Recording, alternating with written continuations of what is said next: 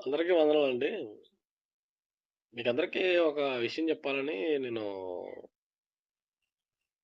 ఈ వీడియో చేస్తున్నాను.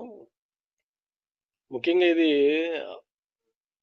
హిందువులు, అహిందువులకిగా పిలువబడుతున్న కొందరు మతోన్మాదుల కింద మాట్లాడుతున్న వారికి మాత్రమే.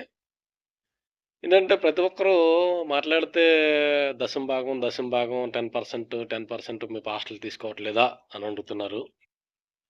అయ్యో! మొదటగా మీకు చెప్పేదేంటంటే మేము ఎవరికిస్తున్నాం? మొదట మేము మా కోసం ప్రార్థన చేస్తూ, మా కోసం ఉపవాసం ఉంటూ, మా కోసం వారి కుటుంబాలని త్యాగం జేసి, రేయింబగలు సంఘాల కోసం, సంఘంలో ఉన్నటువంటి ఆహ్, విశ్వాసుల కుటుంబాల కోసం ప్రార్థన జేస్తున్నారు కాబట్టి వారికిస్తున్నాం. మా కోసం రేయింబగళ్ళు కన్నీళ్లు విడుస్తున్నారు కాబట్టి సేవకులకిస్తున్నాం.